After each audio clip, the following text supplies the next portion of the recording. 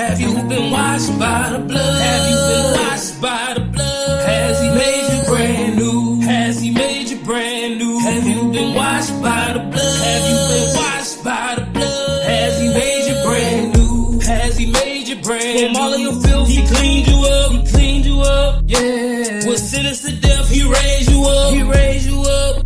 Yeah, you was a mess, he made you up. He made you up. Yeah. In bed with your sin, was slave to her. Slave to her. Yeah. Embrace you with such an amazing love. Amazing love. Yeah. Exalting his name, you raise it up. You raise it up. No matter how much you praise, can't praise enough. Can't praise enough. Yeah. He said, Hamashiach been washed by the blood. Have you been washed by the blood? Has he made you brand new? Has he made you brand new? Have you been washed by the blood? Have you been washed by the blood? Has he made you brand new? Has he made you brand new? Have you been washed by the blood? From all of your filth, he cleaned you up. He cleaned you up. Yeah. Was sentenced to death, he raised you up. He raised you up. Yeah, you was a mess, he made you up. He made you up. Yeah. In bed with your sin, was slave to her. Slave to her. Yeah. Embrace you with such an amazing love. Amazing love. Yeah. Exalting his name, you raise it up. You raise it up. No matter how much you praise, can't praise enough. Can't praise enough. Yeah. He said, Hamashiach been washed by the blood. Has he made you brand new? Have you been washed by the blood? Has he made you brand new?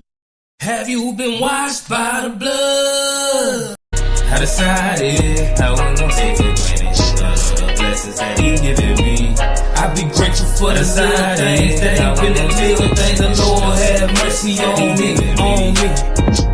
I decided I wasn't gonna take for granted all of the blessings that he given me. I be grateful for the little things that he been in, little things. The Lord have mercy on me, on me. When I wake up in the morning, I thank y'all for my breath, cause I know he could've took me in my sleep, in my sleep. I was stupid, I was wicked, I was dumb, I was blind. What made him wanna save a wretch like me, like me? Had no regard for a life, I'd take it for some stripes. Don't know how I end up under 6 feet. I had war in my heart, I was walking in the dark. Now only thing I wanna do is push peace, push peace. I rolled the dice, but didn't crap out. Was figure forward, but didn't tap out. Made mistakes and got chastised. Stayed down like a flat tire, represented like a mascot. Living high speed till I crashed out. Cried then, but I can laugh now. Didn't know then, but I know now. Just experimenting like a mad scientist. Change came with his time. No backslide nor decline. I'm grateful he didn't expire. My forefathers, they inspire. Them rebel base gon' keep firing. For perfection, I keep climbing. His grace and mercy keep me shining. I decided I wasn't gonna take for granted all of the blessings that he given me. I be grateful for the little things that he been in, little things. The Lord have mercy on me, on me. I decided I wasn't gonna take for granted all of the blessings that he given me. I be grateful for the little things that ain't really little things. The Lord have mercy on me, on me.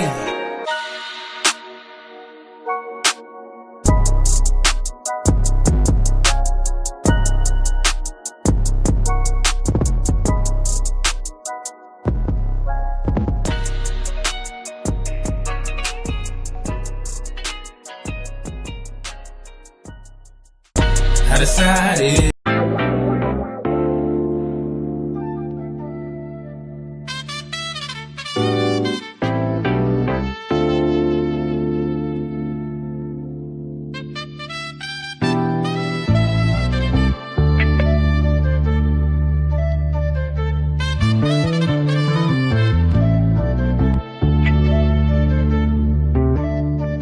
If it ain't in your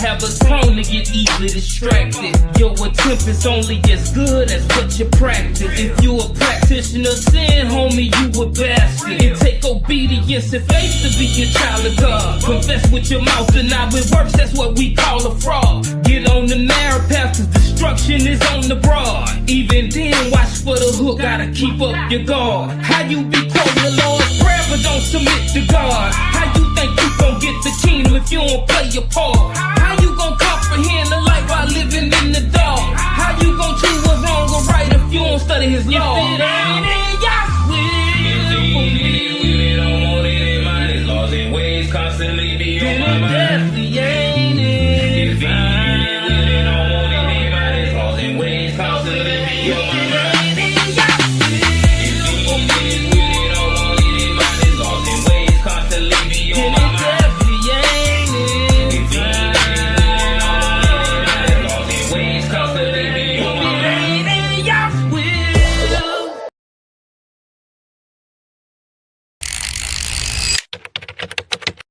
Shalom, family. One of the most important things is for us to be holy. Now, what does that mean? That means we have to separate ourselves from the world and build unity and community. Grab yourself a shirt that expresses that message, and let's not just talk about it, let's live it. Ain't no free will, it's all predestinated. From every death to every child brought forth through copulation. From the spouse that you choose to your current occupation, you either receive mercy or Yahweh's indignation. I can recollect on times that I could have been dead. Caught lacking, no strap, I had a knife instead. Played it cool, he wanted to kill me for how I used to move. Had to match his energy, portray that I was strapped too. But inside I'm praying to God, hoping he don't shoot. Till I'm whooping, telling him I know what he won't do.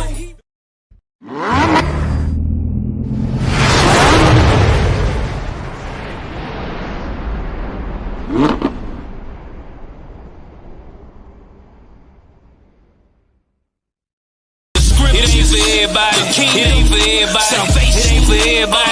It ain't for everybody. It ain't for everybody. It ain't for everybody. It ain't for everybody. It ain't for everybody. Yeah, many you call, but few get chosen. Matthew 22 and 14. My righteousness gonna exceed that of the Pharisees. Do what they. Shalom, shalom, family. Shalom, Peace, King. Peace, family. So first we want to start off as we always do by giving all praise, honor, and glory to the Most High, whose name is Yahweh, and we do so by Shem Hamashiach Yahweh Shai. That just means in the name of the only begotten Son, the Messiah, who everyone around, most people around the world know is Jesus Christ. I'm your brother Hurt, and tonight's lesson is New Argument Unlocked, the Hebrew Israelite Dilemma. Reply. So this is a reply to someone that posted that they basically have a new argument against the things that we believe that are contained in the Bible. And we're going to be addressing that tonight. So all praise, honor, glory to the Most High. Shalom to everyone in the chat that has commented. Sister Wendy, Sister Shat, Sister Kanaya, shalom, shalom. And to everyone that hasn't commented also, shalom to you also. And that just means peace and blessings to you that may be new to the channel, that may not be familiar with the language. So all praise, honor, glory to the Most High. And like the comment says on the screen, thank you for helping us grow the kingdom of the Most High by liking, commenting, and sharing the video. Please subscribe and turn on the notifications so you don't miss out on future lessons. I believe lessons like this are very important because of the simple fact you have the parable that we see that the Messiah lays out about, sowing good seed on good soil and whether or not the word sticks, because a lot of these people, these brothers, these sisters that may make content on TikTok, YouTube, Facebook, wherever it may be, they can sow seeds of doubt that can make people fall out of the truth when, they were convinced, they had that knowledge, and then Satan sends, Hashatan sends somebody to take that word away. So it's important that we have lessons like this, that we address these things head on, these doctrines, these new doctrines that try and get you to sway away from the truth, try to get you to not keep the commandments of the Most High. So all praise to the Most High. Shalom, the First Lady Dree, and shalom, my brother YP. All praise to the Most High. Ak, if you got anything to add, you can add something now. Nothing to add. All praises to the Most High, of course. Make sure to like the video. Make sure to share if you haven't already. And if you're on a YouTube platform, make sure to subscribe and hit the notification bell so that you can stay locked in and aware of all of the dropping videos, whether it be any uploads or live streams, for the weekly streams and classes that we do. So just those reminders, like always. But now looking forward to the lesson. So I'll pass it back to you, King. All praise to the Most High. And y'all, at any time, if y'all having issues with YouTube, let us know. StreamYard send us a notification message at the beginning of the lesson, like when we enter StreamYard to get ready to start the lesson, saying that there's issues with YouTube and that it was preventing some people from going live. So all praise the Most High, we're able to go live because y'all able to see us, and we'll have issues right now. But if y'all having issues going forward throughout the stream, y'all, most everybody that's watching knows my Facebook page is Hurtlet, HURT space LETT. So for those that may not know, that's my Facebook page. If something happens to the stream on YouTube, you can just find us on there. But all praise, honor, glory to the Most High. If you don't got anything else to add, you can go ahead and let's get this video shared to the stream. So first off, y'all, we're gonna play this video so y'all can see everything and hear everything that this brother has to say, and then we're gonna go back and point for point, we're going to address every single thing that he laid out.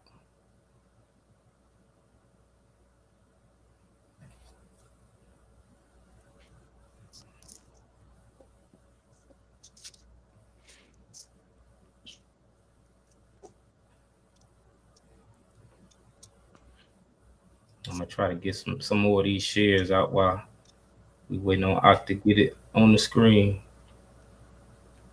And if you haven't liked the video or shared the video, y'all please do so. Please make sure you do so. Definitely important.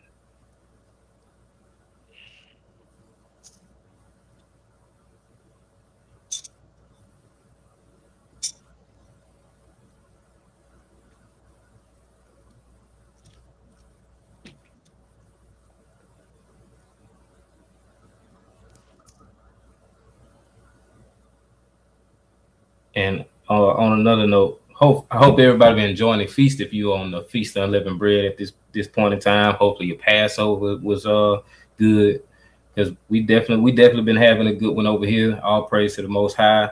I just pray everybody else is having a great feast as well.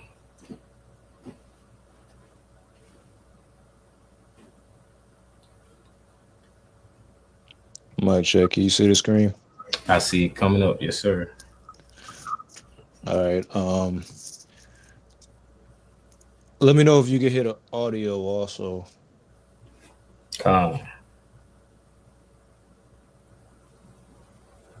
Nothing yet. I think it's still spinning. Yeah, I think it's still spinning. Explain. So here is a simple syllogism. Premise 1. To fully follow the laws of Moses is to reject the laws. Could you hear it? I can hear you. You can start it from the beginning.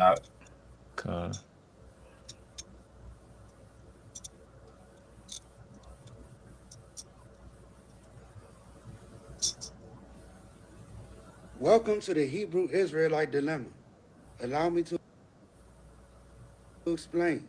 So here is a simple syllogism. Premise 1. To fully follow the laws of Moses is to reject the laws of Christ. Premise 2. To reject the laws of Moses is to reject the Hebrew. I may have to play it on my end. I don't know why. Israelite doctrine. Conclusion. Yeah, that might be the case, because usually I have issues playing YouTube on the stream. Let me see if I can do it on my end.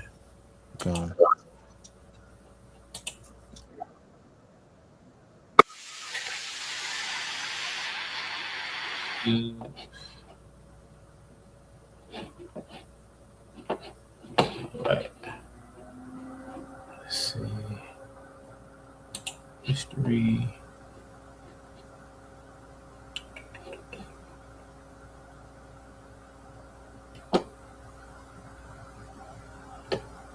I gotta find it.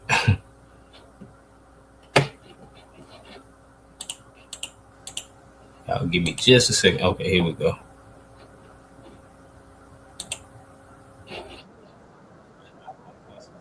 Somebody else reply to that. It.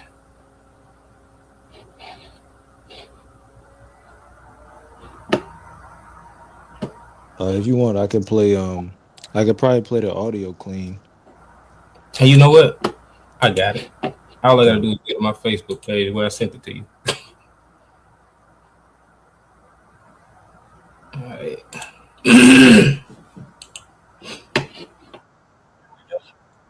Get my screen shared and let me know when I get it shared if y'all can hear the audio.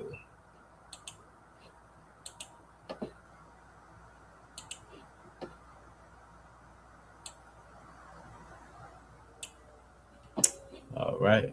Explain. I'm gonna rewind it. Yep, you A1. The Hebrew Israelite Dilemma. Allow me to explain. So here is a simple syllogism. Premise 1. To fully follow the laws of Moses is to reject the laws of Christ. Premise 2. To reject the laws of Moses is to reject the Hebrew Israelite doctrine. Conclusion.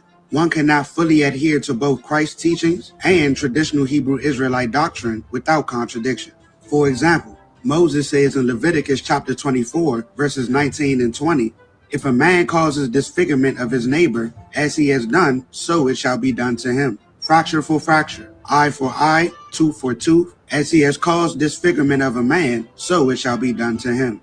Yet, Jesus says in Matthew chapter 5, verses 38 and 39, you have heard that it was said, an eye for an eye and a tooth for a tooth. But I tell you not to resist an evil person. But whoever slaps you on your right cheek, turn the other to him also. Continuing on to Deuteronomy chapter 24, verse 1, which says, when a man takes a wife and marries her, and it happens that she finds no favor in his eyes because he has found some uncleanness in her, he has the ability to write a certificate of divorce and send her out of his house. Yet, Jesus says in Matthew chapter 5, verses 31 and 32, furthermore, it has been said, whoever divorces his wife, let him give her a certificate of divorce. But I say to you that whoever divorces his wife for any reason except sexual immorality causes her to commit adultery. And whoever marries a woman who is divorced commits adultery. And he doubles down when asked about it in Matthew chapter 19, verses 7 to 9, which says, why then did Moses command to give a certificate of divorce and to put her away? And he said to them, Moses, because of the hardness of your hearts, permitted you to divorce your wives. But from the beginning it was not so. And I say to you, whoever divorces his wife except for sexual immorality and marries another commits adultery. And whoever marries her who is divorced commits adultery. So the conclusion here is simple. If they follow the laws of Moses, they disobey Christ. And if they follow the laws of Christ, then they contradict the Israelite doctrine. Okay, y'all. So that's that. If you got any comments, y'all can y'all can put them forth on the stream right now. But we about to start this from the beginning, and we're gonna address these things from the beginning, point for point. So let's go back.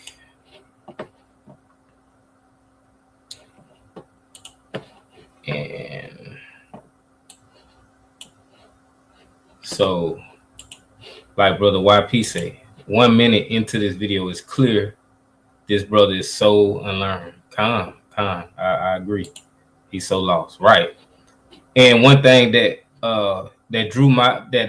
kind of grabbed my attention from the beginning was, why does he have a ski mask on and a hoodie? Most people that come against so-called Hebrew Israelite doctrine, they're proud to let it be known who they are. Most likely they got a Christian channel, or they're trying to become a prominent Christian channel when they address these things. So it makes me believe that he may be a quote unquote brother, someone that is probably familiar with the ins and outs of a camp or something like that. Probably was in a camp, might be still in a camp, maybe questioning things.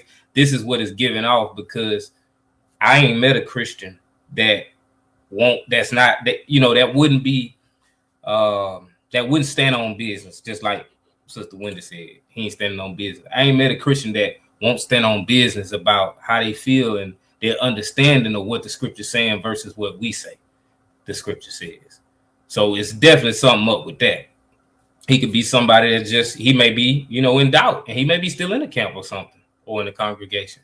So we're gonna, hopefully, if he see this, hopefully he can, straight back to the right path. But we're gonna address it point for point. So let's start it now. Welcome to the Hebrew Israelite Dilemma. Allow me to explain. So here is a simple syllogism. Premise 1. To fully follow the laws of Moses is to reject the laws of Christ. Boom. So we're going to deal with premise 1 first.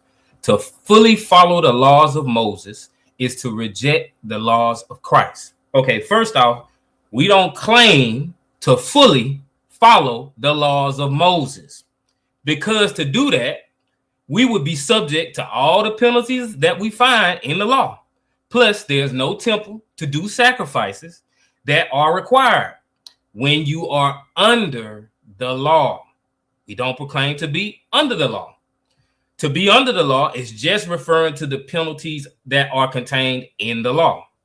So boom, let's go to premise 2. That's just addressing that so that there's an understanding for those who may be watching that may think he got a point with premise 1. He doesn't. He's just he's grasping at straws and starting a straw man argument. And Ak, if you want to add something to that, you can before I go to premise 2.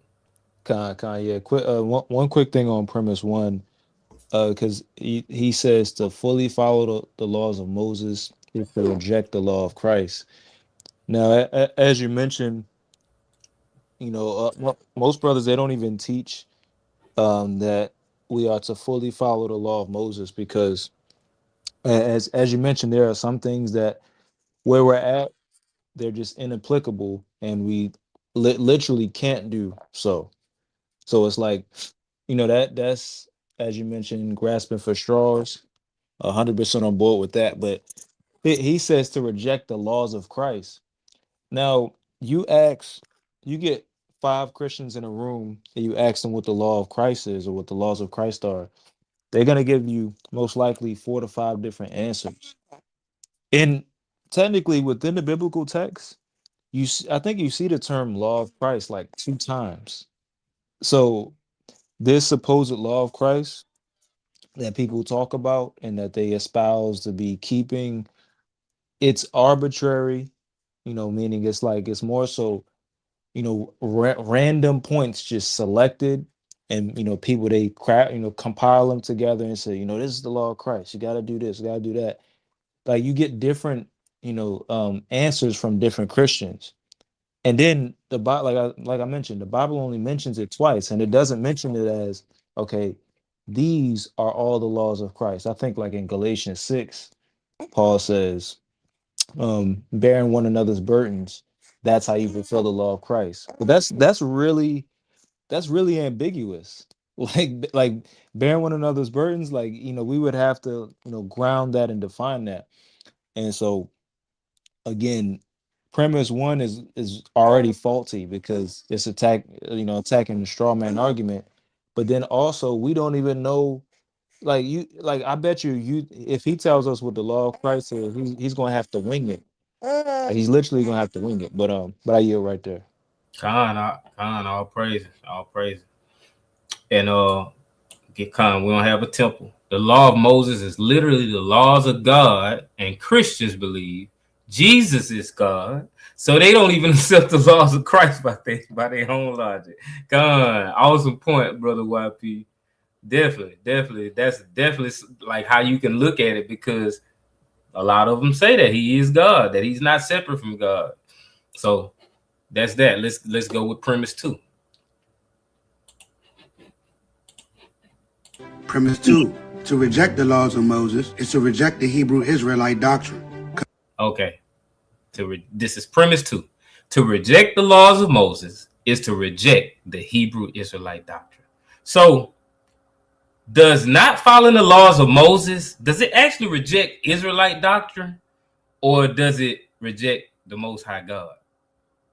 That's what we got to look at, because what he's saying is the laws of Moses, that's Hebrew Israelite doctrine. That makes no sense at all. The Hebrew Israelites did not create the so-called laws of Moses, and we don't look at them as the laws of Moses. This is why people get hung up on not wanting to do what they call the laws of Moses, because they look at it as if it's laws that came from a man, when it's actually laws that came from God and was given to man. So let's look at Deuteronomy chapter 5, verses 1 through 10.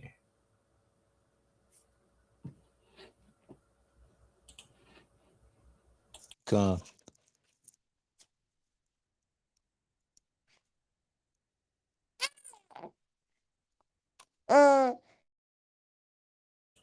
And we can unshare my screen right now. We can put it back up there in a minute. I'll let you place the scriptures on the screen because I'm gonna grab a few of them. You said Deuteronomy 5 and verse number 10. Verses 1 through 10. Come. It's the book of Deuteronomy, chapter 5, beginning at the top.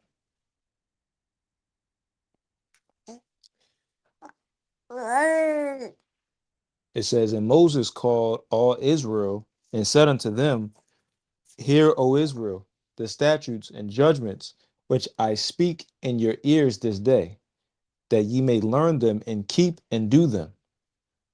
The Lord our God made a covenant with us in Horeb. The Lord made not this covenant with our fathers, but with us, even us, who are all of us here alive this day. The Lord talked with you face to face in the mount out of the midst. Salakia. One moment. Starting back at verse number 4. The Lord talked with you face to face in the mount out of the midst of the fire. I stood between the Lord and you at that time to show you the word of the Lord, for ye were afraid by reason of the fire, and went not up into the mount, saying, I am the Lord thy God, which brought thee out of the land of Egypt, from the house of bondage. Thou shalt have none other gods before me. Thou shalt not make thee any graven image, or any likeness of anything that is in heaven above, or that is in the earth beneath, or that is in the waters beneath the earth. Thou shalt not bow down thyself unto them, nor serve them. For I, the Lord thy God, am a jealous God, visiting the iniquity of the fathers upon the children unto the third and fourth generation of them that hate me, and showing mercy unto thousands of them that love me and keep my commandments. So let's look at verse 5, y'all.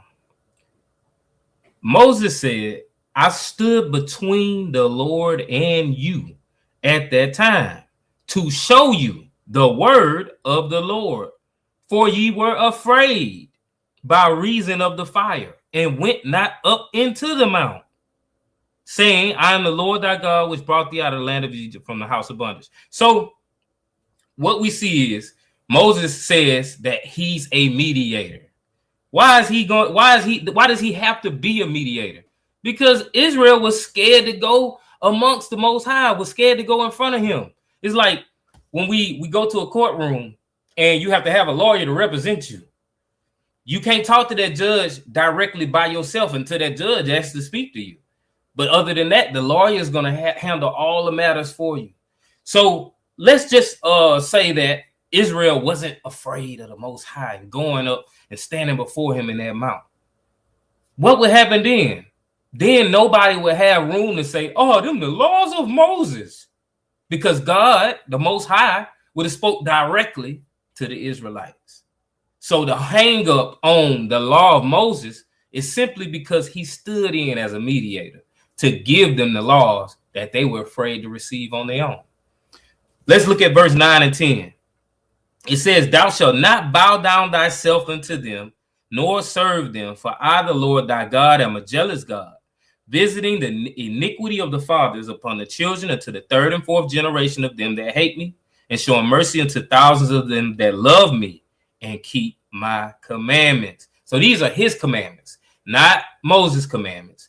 And there's nothing else he wants us to obey. There's not a man that would come around that would have something different to say than what he told us to do. Because why? If we were to obey something else that didn't come from directly from the Most High, what would that make us? Idolaters. Let's get Deuteronomy 28, verse 15. God.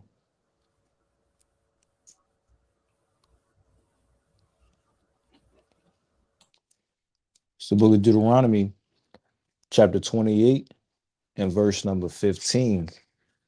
But it shall come to pass, if thou wilt not hearken unto the voice of the Lord thy God, to observe to do all his commandments and his statutes, which I command thee this day, that all these curses shall come upon thee and overtake thee.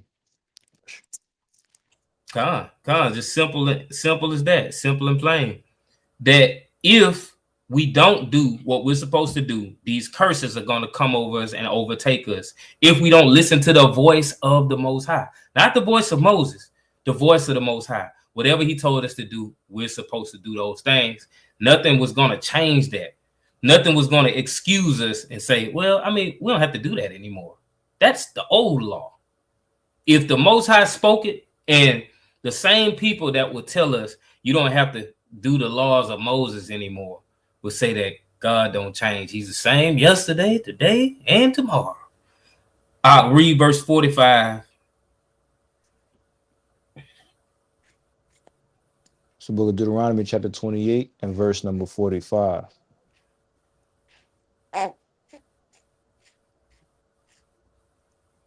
And it reads,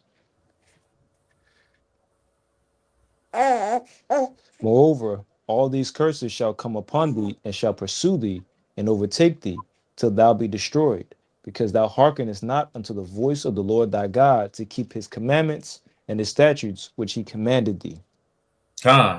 So by their own admissions, they would say, hey, these words are not true. We don't have to do these things anymore. And so when we go through all the things we go through, people don't have an answer for it. Why is this happening to me?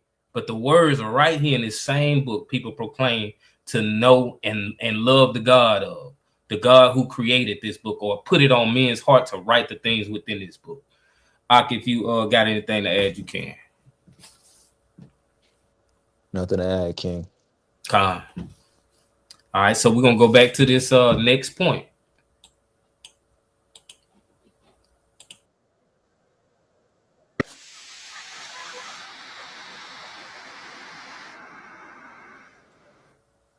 So this is the conclusion, he says. Therefore, one cannot fully adhere to both Christ's teachings and traditional Hebrew Israelite doctrine without contradiction.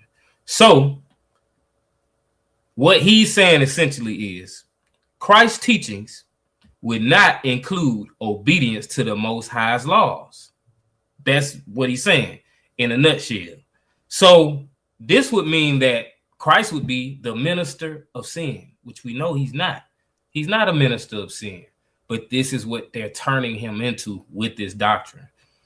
Let's get Matthew 5. Let's go to his words. Let's go to the Messiah's words and see what he says. Matthew 5, 17 through 20. God, this is the book of Matthew chapter 5, beginning at verse number 17. Think not that I am come to destroy the law or the prophets. I am not come to destroy, but to fulfill. For verily I say unto you, till heaven and earth pass, one jot or one tittle shall in no wise pass from the law, till all be fulfilled. Whosoever therefore shall break one of these least commandments, and shall teach men so, he shall be called the least in the kingdom of heaven. But whosoever shall do and teach them, the same shall be called great in the kingdom of heaven. For I say unto you, that except your righteousness shall exceed the righteousness of the scribes and Pharisees, ye shall in no case enter into the kingdom of heaven. He didn't come to destroy the law or the prophets. Not coming to destroy, but to fulfill. But one would say, or this guy, he would say, and other people would say, that he did come to destroy. But would make his words irrelevant of what he said. He didn't come to destroy, but to fulfill. In some kind of way, they would turn fulfill in, oh, he completed it so that you don't have to do it anymore. which doesn't line up with the rest of the passage as we continue to read. It says, "For verily I say unto you, till heaven and earth pass, one jot or one tittle shall in no wise pass from the law, till all be fulfilled." So everything has to be fulfilled, then a jot or tittle will pass from the law. But understanding what's going on, no jot or tittle is not ever going to pass from the law. Even when we get into the kingdom, we're still going to keep the laws of the Most High. We see evidence of that in the prophecies, that when he places Israel in the land, the laws are written on their heart. So verse 19 says, "Whosoever therefore shall break one of these least commandments and shall teach men so, he shall be called least in the kingdom of heaven. But whosoever shall do and teach them, the same shall be called great in the kingdom of heaven." Well, brother, that's the laws of Christ. That's the laws of Christ. Let's read the next verse. See, this is why context is so important. You can read people right into a trap. You can read them right into that lie they tell them. You can show them that, hey, if you saying that, bro, well, what about this verse? This is the next verse. It's the same context. He's having the same conversation. What does this mean then, if you're saying it means that? Verse 20, "For I say unto you that except your righteousness shall exceed the righteousness of the scribes and Pharisees, ye shall in no case enter into the kingdom of heaven." So what was the righteousness of the scribes and Pharisees? How did they consider themselves righteous? I'll go to Matthew 23, verses 1 through 3. Said 1 through 3. Yes, sir. It's the book of Matthew, chapter 23, beginning at verse number 1. "Then spake Jesus to the multitude and to his disciples, saying, The scribes and the Pharisees sit in Moses' seat. All therefore whatsoever they bid you observe, that observe and do. But do not ye after their works, for they say and do not." Let's just act like Matthew 5 and 20 don't exist. It wouldn't matter, because he still said what he said in Matthew 23, verses 1 through 3. Verse 2, he says, "The scribes and the Pharisees sit in Moses' seat." What does that mean? They sit in Moses' seat. Well, sitting in Moses' seat is, as like we just got through reading in Deuteronomy 5, that he was a mediator. He talked to the Most High, and then he came down and he gave Israel the laws that the Most High gave them. They're sitting in Moses' seat. So they understand that they're to keep the laws of the Most High God. They don't review it. They don't look at it as if it's Moses' laws. They're sitting in Moses' seat. They're experiencing what Moses experienced. They're trying to go and relate a message to those Israelites that are scattered into these lands that don't understand they're supposed to keep these laws, statutes, and commandments. But what we understand with them is they were hypocrites, and they were also telling people what they had to do, but they weren't laying out help and trying to say, "Hey, brother, you're supposed to do this. I can help you, so you don't have to fall victim to that sin that you are used to partaking in." So it says, "All therefore whatsoever they bid you observe, that observe and do. But do not ye after their works, for they say and do not." So if they tell you to keep certain laws, keep the laws. But don't do what they do, because they're telling you to keep the laws, but they're not actually doing it. And what's more important is their hearts weren't circumcised. This is why he's warning them about the actions of these Pharisees and scribes. This ain't to say all of them. But it says, "For they bind heavy burdens and grievous to be borne, and lay them on men's shoulders, but they themselves would not move them with one of their fingers." It's as if, like, let's just say I made fringes myself and tassels or something like that. We'll use something simple, a simple example. And it's a brother and a sister that I know that's learning. They're finding their way in this truth. They're coming into the knowledge, and they're growing stronger. And they're starting to keep some things. They start keeping dietary. And I noticed they ain't wearing fringes or tassels or something. And I say, "Man, you're supposed to be wearing fringes, man. You tripping, bro. You better get with the program." And they say, "Well, brother, money-wise, I ain't got it to do that." And I was like, "Well, man, I'm going to pray for you, brother. Hopefully you get it right one day. But I make fringes." That would be wicked of me.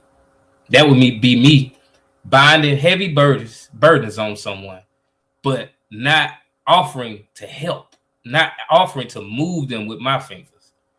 But let's go to Luke 24 and verse 44.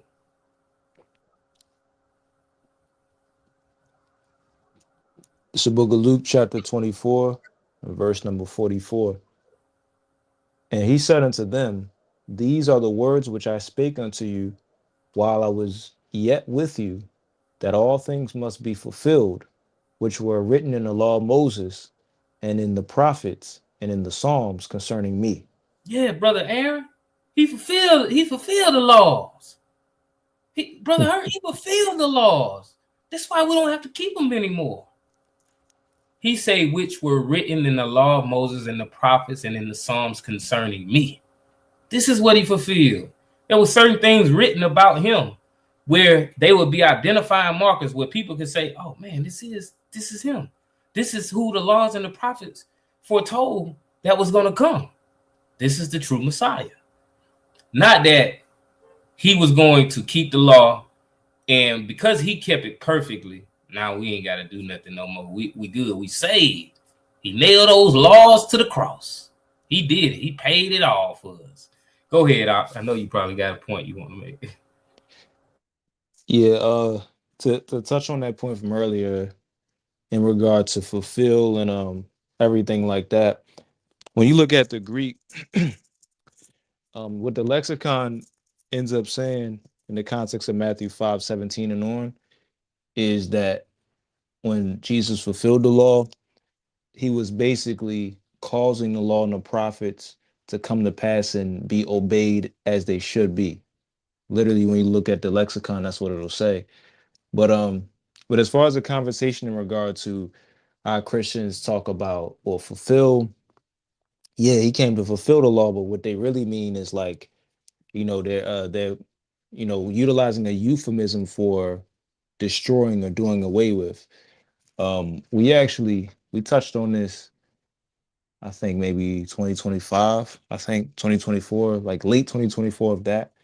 But there's a video I put two links in the description, in the comment section on this channel, or from this channel, I should say, originally, where we covered Matthew 5:17 and on, and we went into literally that whole point. So if y'all want to go into that extensively, make sure y'all check out those links. But yeah, like again, as a brother mentioned, the Messiah, he's not utilizing a euphemism, for destroying when he says he came to fulfill. Like he literally means that, because he then juxtaposes it with he didn't come to destroy the law or abrogate it, which means to do away with, render obsolete, unuseful, etc.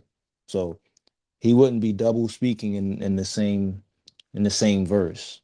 And I mean, like, and as a Christian, they appeal to the apostles. The apostle Peter, if I remember correctly, if I think First Peter 2, he says that it was no guile found in the Messiah's mouth. So if the Messiah truly meant he did come to, do away with the law, and that it was going to be paid in full and disregarded after his death, then he wouldn't have just said, I didn't come to destroy the law. It wouldn't have been any need for him to say that. He should have said, if that's the case, I came to bring an end to all things.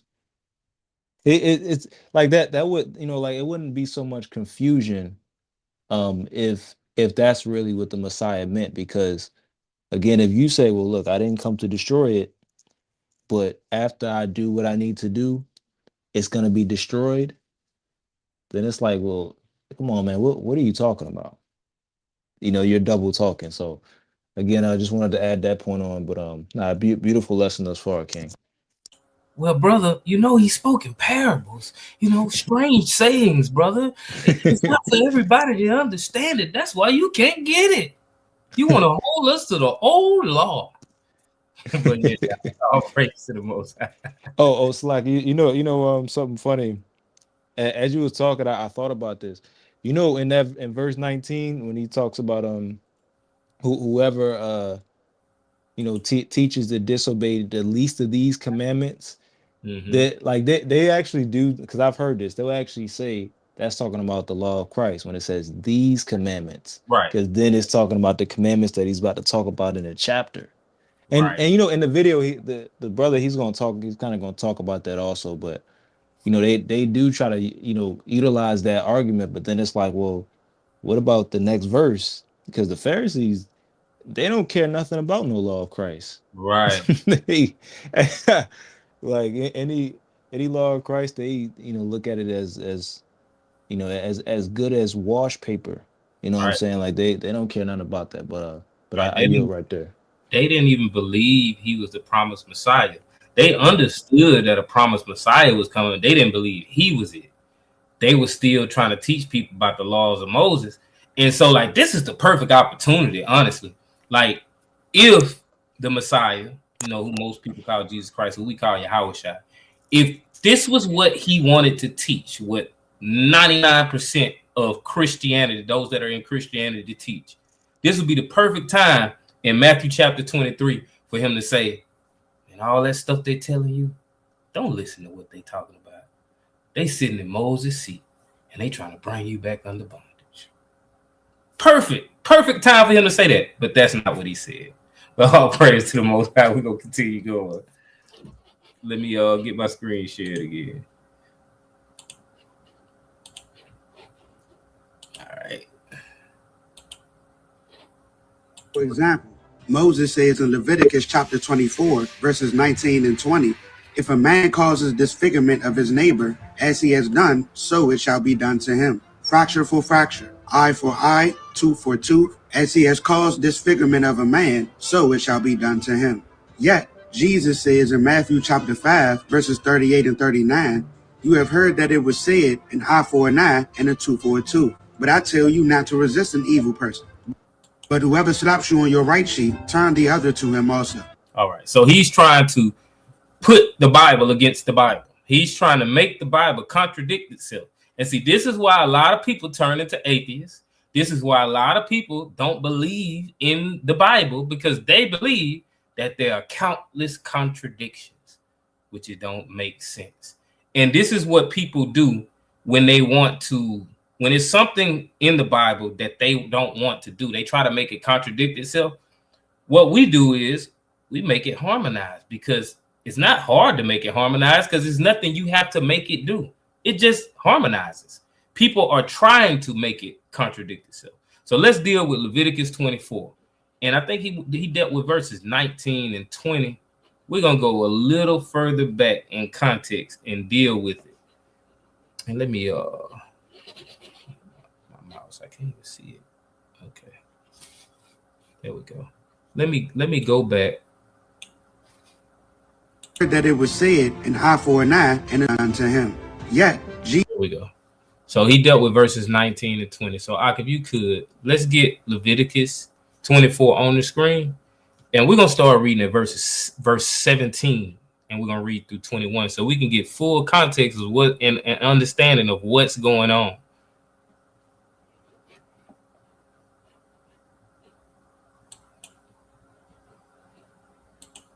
Gone. There we go. Oh, did you remove your share screen? I tried to place it on the screen. Yeah, it's not showing up as I'm sharing. Let me see.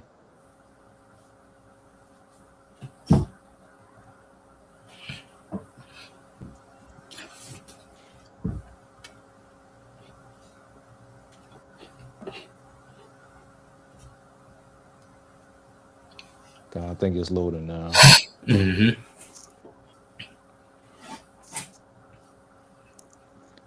God, you wanted 19 through 20? No, we're gonna read 17 through 21. He read 19 and 20, but we're gonna get more context. God, this is the book of Leviticus, chapter 24, beginning at verse 17. And he that killeth any man shall surely be put to death, and he that killeth a beast shall make it good, beast for beast. And if a man cause a blemish in his neighbor, as he hath done, so shall it be done to him. breach for breach, eye for eye, tooth for tooth. As he hath caused a blemish in a man, so shall it be done to him again. And he that killeth a beast, he shall restore it. And he that killeth a man, he shall be put to death. Come on. So understanding what's going on, reading in context, verse 17 says, and he that killeth any man shall surely be put to death. And he that killeth a beast shall make it good, beast for beast. And if a man cause a blemish in his neighbor, as he hath done, so shall it be done to him. Breach for breach, eye for eye, tooth for tooth, as he hath caused a blemish in a man, so shall it be done to him again. So this is dealing with righteous judgment. This isn't a judgment that man came up with, because that's what he's trying to equate this to say the law of Moses, it says eye for eye and tooth for tooth. But Jesus said, understanding that there was judgment set in place. The Most High, he had judges and officers to execute this. This wasn't no, just because it happened, just a random person could just go and put somebody else to death. That's what he's trying to make it seem like that's in the law. They're like, okay, you saw somebody kill somebody, go kill them. That's not what's going on in the law. We had judges and officers that sat in these seats to deal with these matters, to render someone guilty or innocent. Give me Deuteronomy 16 and 18. We're going to look at a couple of scriptures that show how we dealt with matters. So book of Deuteronomy, chapter 16 and verse number 18. Judges and officers shalt thou make thee in all thy gates, which the Lord thy God giveth thee throughout thy tribes, and they shall judge the people with just judgment. Right. This ain't just you take it in your own hands. These judges and officers are going to judge the matter properly, and they're going to judge with just judgment. So what's just judgment? Give me Deuteronomy 17, verses 8 through 12, so we can see some just judgment. Okay. So 17 and what verse? Verses 8 through 12.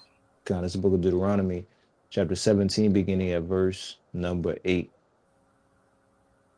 It says, if there arise a matter too hard for thee in judgment, between blood and blood, between plea and plea, between stroke and stroke, being matters of controversy within thy gates, then shalt thou arise and get thee up into the place which the Lord thy God shall choose.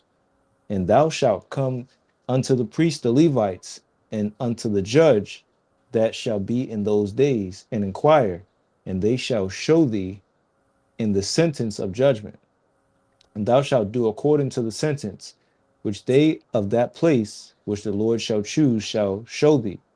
And thou shalt observe to do according to all that they inform thee, according to the sentence of the law which they shall teach thee, and according to the judgment which they shall tell thee, thou shalt do.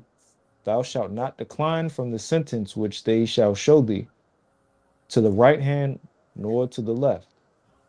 And the man that will do presumptuously and will not hearken unto the priest that standeth to minister there before the Lord thy God, or unto the judge, even that man shall die. Thou shalt put away the evil from Israel. Khan, all praises. So in this case, the mediator who stands before the Most High and gives the words to the people would be these judges, these officers, these priests. So I read verse 6. Khan, jump out to verse 6. It says, at the mouth of two witnesses or three witnesses shall he that is worthy of death be put to death. But at the mouth of one witness he shall not be put to death. Right. So these are the instructions of the Most High, that someone can't just come and say, hey man, that man, I seen him murder a man. Y'all got to put him to death now. No, it was at the mouth of two or three witnesses, and no random person could just execute this judgment. This had to be done by the judges and the officers. If you want to make a point, you can. Kind of, yeah. That's the point of.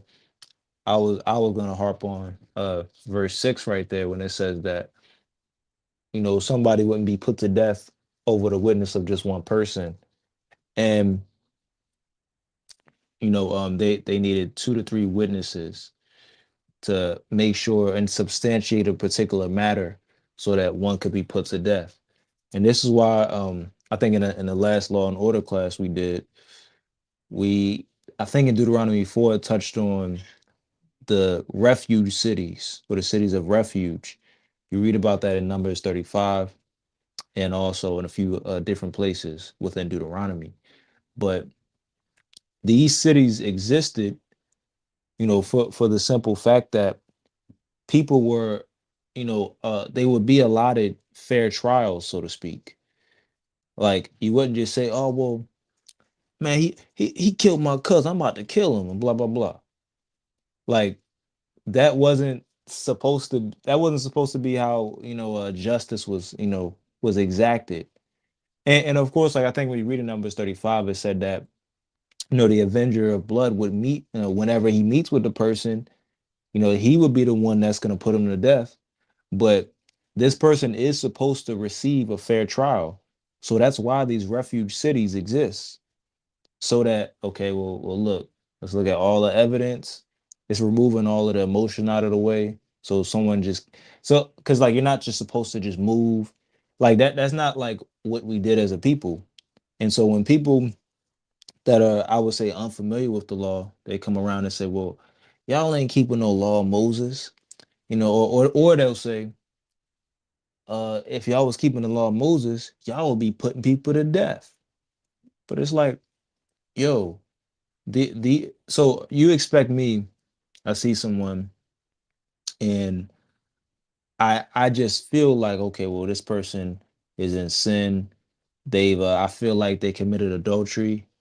So you know what? Let me kind of pick up a boulder. Kind of tell my man Gabar to pick up a boulder and rock this dude in the head. All right. Like that's like I think that's what people yeah, that's stupidity. And like the scriptures, they don't teach such a thing, but they teach order and they teach justice. So that's really what Deuteronomy 17 is 100% depicting. But just wanted to add those points, King. Khan, the water, all praises. So we're gonna play the next scripture that he brought, that he tried to compare it to, because he was comparing the words of Christ to the laws of the Most High and trying to refute that the laws had any authority at all and that they were completely different from the laws of Christ. So let's look at that. Hold on a second. Let me get that share.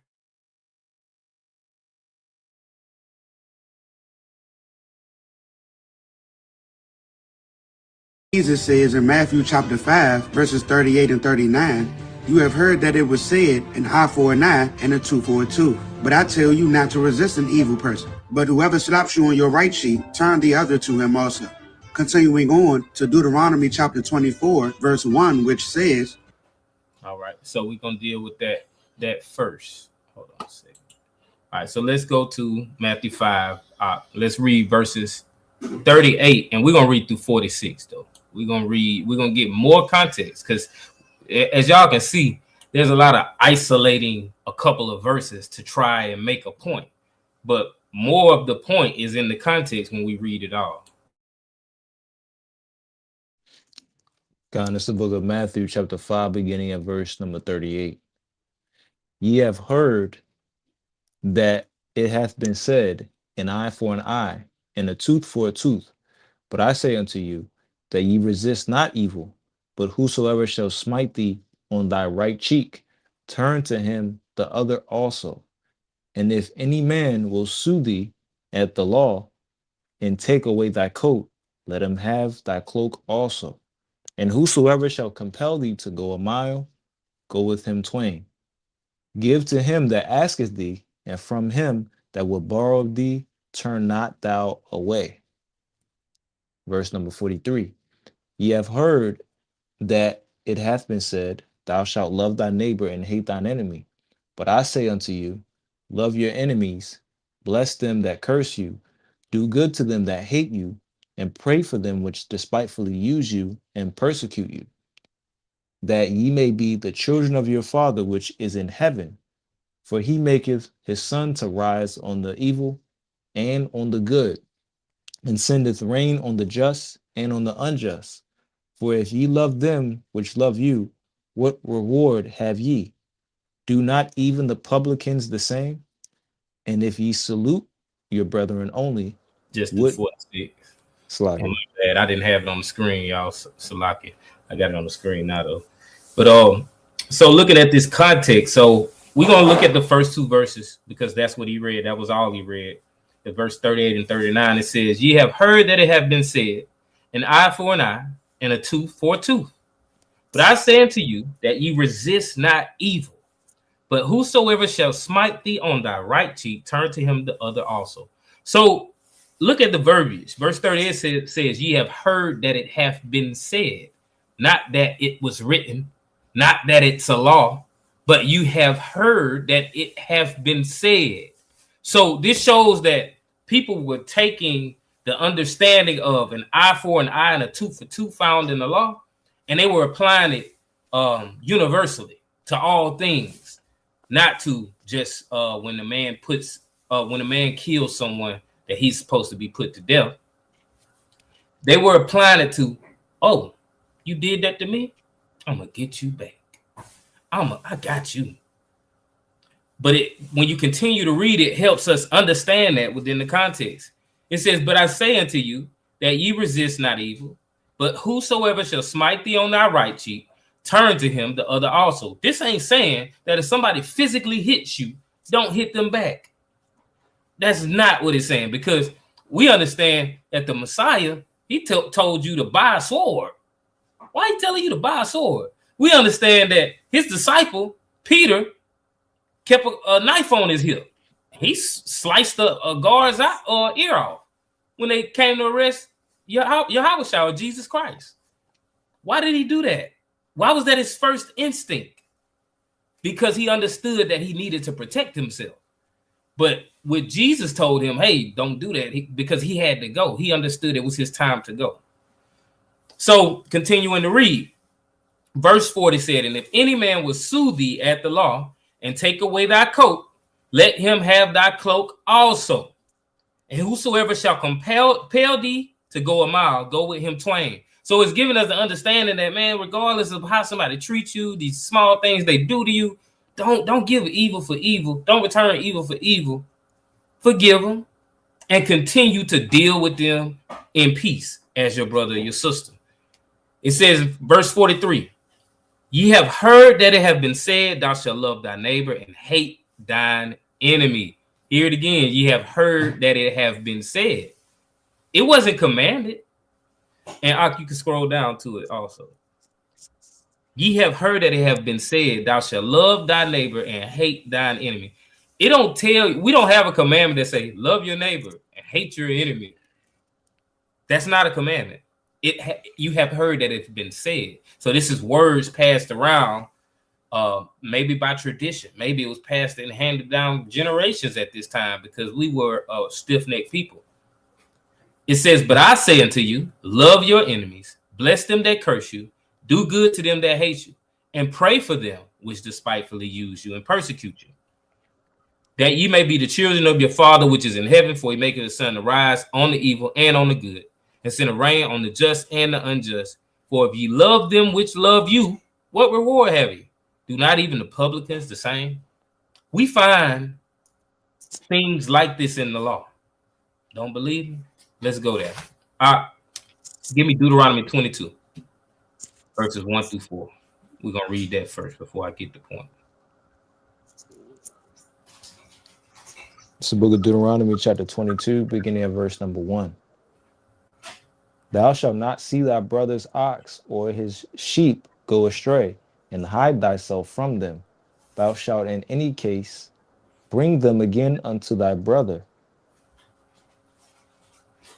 And if thy brother be not nigh unto thee, or if thou know him not, then thou shalt bring it unto thine own house, and it shall be with thee unto thy brother seek after. And thou shalt restore it to him again. In like manner shalt thou do with his ass, and so shalt thou do with his raiment, and with all lost thing of thy brothers which he hath lost, and thou hast found, shalt thou do likewise. Thou mayest not hide thyself. Thou shalt not see thy brother's ass or his ox fall down by the way, and hide thyself from them. Thou shalt surely help him to lift them up again. So if you find your brother's things, something he may have lost, you don't conceal this and steal it, because that's essentially what it's going to be. It's going to be stealing from your brother. It tells us that if we see it, our brother's ox go astray, and hide thyself from him. So at this point, the ox has gone astray. It's maybe a few blocks away. It's stuck somewhere in a bush or something like that. You don't just say, "Oh, whatever, that's what you get."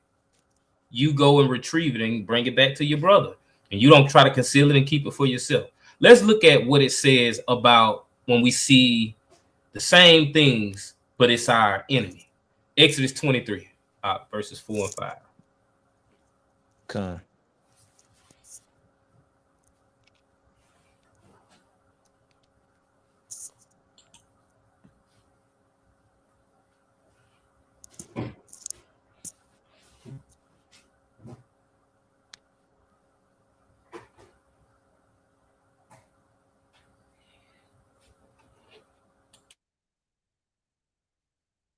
If It's you the book read, of you don't.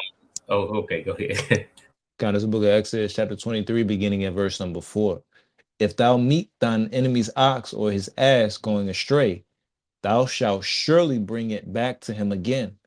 If thou see the ass of him that hateth thee lying under his burden, and wouldest forbear to help him, thou shalt surely help with him. Salakia.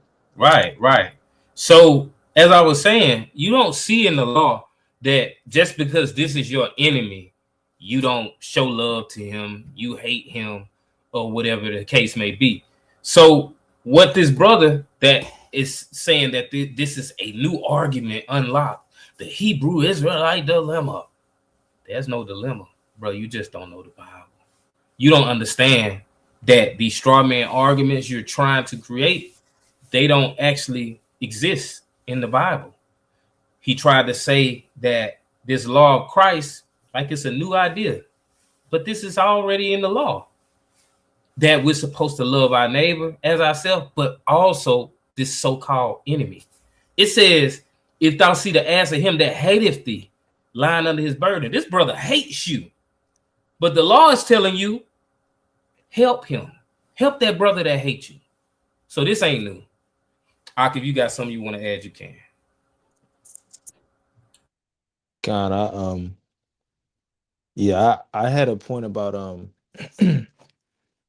about the turn the other cheek point also, because that's I know that was brought out a little bit earlier, but that's usually like misunderstood and like over literalized by a lot of people, and it's kind of used to say like even in the midst of like harm being done to you, you're not supposed to defend yourself, so to speak. And the point that the Messiah was actually making was, especially with our people, we're supposed to not allow conflict to linger and be the reason why it's lingering. Like, and a lot of and some I realize, unfortunately, even amongst like a good amount of adults that even claim to be Bible believers, is, and this is me speaking as a man, I'll say just from observation, a lot of times they don't possess a great amount of, I'll say, quote unquote, emotional intelligence to see that, okay, this person, he's gonna continue on, and you know what, it's really not that deep. But you know what, nah, it gotta be that deep. Like, in that moment, you're supposed to turn the other cheek. In that particular moment, you're supposed to be the reason why the situation ceases or the conflict ceases. Like wisdoms like Sirach can teach you about the same sort of thing. The law, it teaches you the same sort of thing. And that's even like why, like when you see the whole eye for eye, like that's why that's even continuing to go on. And so like now what happens is a premature birth happens because two men, they were striving, and now one bumped into, to the wife of one of the men, and now her fruit has departed from her, meaning, she's given birth early. And so that's only happening because these two individuals, they don't have, one particular party that's willing to say, you know what, let's cause this to cease. Let's have enmity cease. And so that's why like that provision is in place, because, well, look, you're gonna have people that are just gonna be lacking in that area, and so they're just gonna continue on to fight, and then it's just something really, something unfortunate is gonna happen, and now you're gonna have to fix this. But the Messiah, he's harping on the wisdom to, be like, well, look, let's cause enmity to cease. But in no way is he saying when you're in imminent danger, not in, again, in a situation where it could possibly even be life or death. The Messiah is not telling you, well, look, you don't, you're not allowed to defend yourself. You just have to just, hey, be a martyr. That's that's it. Don't defend your family. Don't defend, you and your brethren around you, because even in different places within the scriptures, the Messiah, he harps on how it's a great showing of love to die for someone, um, that's, a quote unquote friend, so to speak. I think that's in John 13. And so that would literally be, you defending a loved one. And I want to bring this point out. This is in Luke chapter 22, and I believe, yep, because I believe there, and this is after the Matthew 5 account. So Luke 22 in context of after what happened in Matthew 5. Even the Luke account would be like, I think, Luke 6 or Luke 7. So this is, you know, probably weeks and weeks later, at least. Now I want to read this in the NLT, Luke 22 and 38. And I'm reading the NLT. It says, "Look, Lord," they replied, "we have two swords among us." "That's enough," he said. What would be the need of having swords? And there's also another account where the Messiah, he actually, I think it's in Matthew 10, when he's sending them out. Again, this is after Matthew 5. He tells them to carry nothing save a purse, and I believe he mentions a sword also. Like, what would be the need for these types of things if they're just supposed to just turn the other cheek? Don't use a sword or nothing like that. Just, you just got it. You're in some danger, whatever the case is. Don't use it or nothing. Just go ahead and make sure you got one, just for show. That, like, that doesn't really make sense. But again, these things were they were, they had them for a purpose. And as a brother mentioned, um with the account with Peter, and the Messiah kind of, corrects him or rebukes him, that's because these things are supposed to happen with the Messiah. Like, that's why you even see the Messiah, he speaks about, well, look, if my kingdom was of this age, then my servants will fight.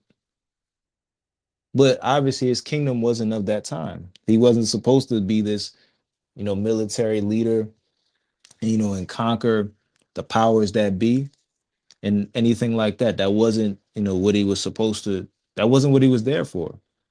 So of course he would correct Peter in, attacking one of the guards. Like, Peter, you're not supposed to do that. Christ has to be martyred so that prophecy could come to pass. So I just wanted to add those points in, King. Beautiful points out. The issue is, people believe that the Messiah was this soft guy with blonde hair and blue eyes, or he was always baby Jesus the whole time. But folks don't understand this was an austere man. He wasn't soft. He just had to be crucified. So he allowed them to do that. But let this would have been, like I said, like if he was here, if he had to be here on the earth and he wasn't to go through that at that point in time and he had time to continue to live out before that actually happened, we probably would have seen him get down. I mean, we see what happened when he went to the temple and people in there, money changers in there doing business on the Shabbat. He ain't play no games with them people. But I made a great point about the turning the cheek, right? Because we read that earlier about turning the cheek.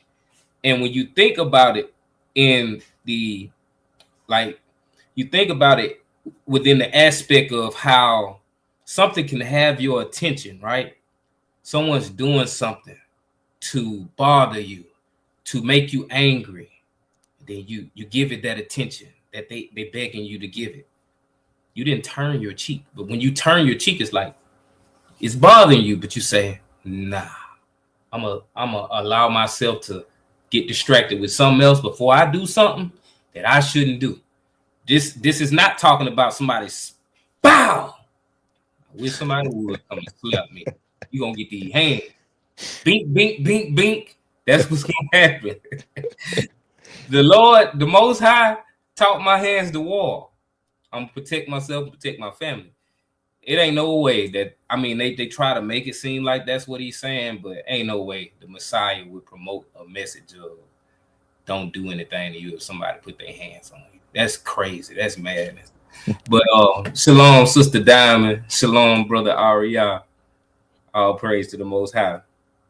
Yeah, that's the scripture I was gonna tell you that when you had mentioned it, Luke 22:36. But now he said, take your money and a traveler's bag, and if you don't have a sword, sell your cloak and buy one. Come, all praise to the Most High. All praise to the Most High. So we're gonna keep it going with this video. Hold up, that brother from DC that's in the video. Yeah, he got a strong DC accent, man. Yeah, go find him for his brother Aria. Go find this brother, man. Go talk to him. Have a sit down with the brother, man. Try to bring him back to the light. Let me screen share it again. All right, we're gonna pick back up where we left off. 24, verse 1, which says, when a man takes a wife and marries, Deuteronomy chapter 24, verse 1, which says, when a man takes a wife and marries her, and it happens that she finds no favor in his eyes because he has found some uncleanness in her, he has the ability to write a certificate of divorce and send her out of his house. Yet, Jesus says in Matthew chapter 5, verses 31 and 32, furthermore, it has been said, whoever divorces his wife, let him give her a certificate of divorce. But I say to you that whoever divorces his wife for any reason except sexual immorality causes her to commit adultery. And whoever marries a woman who is divorced commits adultery. And he doubles down when asked about it in Matthew chapter 19, verses 7 to 9, which says, why then did Moses command to give a certificate of divorce and to put her away? And he said to them, Moses, because of the hardness of your hearts, permitted you to divorce your wives. But from the beginning it was not so. And I say to you, whoever divorces his wife except for sexual immorality and marries another commits adultery. And whoever marries her who is divorced commits adultery. He cut himself, y'all. Now, I'm going to show y'all what I mean that he cuts himself.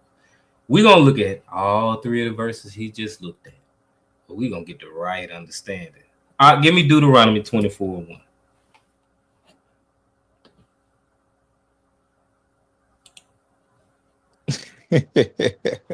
I'm seeing this coming. He funny. Nah, it's your assignment. That's your region. God. It's a book of it's like Deuteronomy chapter 24 and verse number 1. When a man hath taken a wife and married her, and it come to pass that she find no favor in his eyes, because he hath found some uncleanness in her, then let him write her a bill of divorcement and give it in her hand and send her out of his house. Right. So let me get this screen share too. Let me remove this from the stage. So This doesn't mean that just because a brother say, man, I'm tired of her, man. She don't clean the house enough. I'm getting a divorce. That's not what they're saying. But the way that this brother presented that argument, he's arguing it from that point that in Deuteronomy 24:1, it's permitting you to just get a divorce. Just get a divorce. It don't matter. You unhappy with the girl, leave her alone. Give her write a bill of divorce. Not what it's saying. We're gonna continue going though. Give me and no. Before I do that, let's just look at it and read it slowly. When a man have taken a wife and marry her, and it come to pass that she finds no favor in his eyes. So why is she not finding favor in his eyes? Because he have found some uncleanliness in her. Let's look at uncleanliness in the Hebrew. Con, this is it's a word for uncleanness, 6172. It's ervah, and it's a feminine noun, and it says nakedness, nudity, shame, pudenda, and then pudenda implies shameful exposure, and pudenda just means the genital area, nakedness of a thing, indecency, improper behavior, exposed, undefended, figuratively speaking, and then definition again says nudity, literally, especially the pudenda, or figuratively, disgrace, blemish, nakedness, shame, uncleanness. This is some type of sexual immorality going on. Whether let's just say there was OnlyFans back in the ancient times, and the brother found out she was on OnlyFans, he would have the right to give her a bill of divorce. Same thing in this day and age, because that's essentially cheating. That's essentially adultery. She's showing her body to another man. So this is this uncleanliness. And Ak, if you want to address that before we go to the next scripture, you can. Yeah. One quick point. So anytime, if you ever want to get a chance, and I'll put this in the chat for anyone that wants to look into it. But historically, you had varying interpretations on Deuteronomy 24 in regard to divorce. You had the interpretation of the school of Shammai, and then also the school of Hillel. And the school of Hillel, they held the position that divorce could be for any particular reason that found unfavor, so to speak. And so that's where that's what Christ is teaching against. But you also had a school of Shammai. They limited divorce to sexual immorality, and you can read this within the Talmud. And I'll put the references. I believe it's Gittin 90b. Like there's like a whole argument, between the Jews, at that time. So like this was a back and forth, and you even see certain things like in Sirach. Like Sirach, he I think in his wisdom he says that if a woman is not acting as she's supposed to be, then give her a bill of divorce and cut her from your flesh. And you could reconcile that and say, well, what he means by that is, well, look, if she's, the way, her acting as she's supposed to be is being in faithfulness to me. And if she's not doing that, then I would be permitted by the word of God to put her away. But people were utilizing that wisdom to say, well, you know what, man, this woman, man, every time she come in, she smell like meatloaf and onions. Man, she's an abomination unto me, man. I'm finna put Shorty away. That's not what Deuteronomy is talking about. But because of and like even when you look at the word for nakedness, which is erva, like because it takes on like a figurative meaning at certain times, people would try to utilize the figurative meaning, and they'll say, well, yeah, it's disgraceful. Yeah, that's unclean. It's horrible. She has no favor in my eyes, so I can put her away.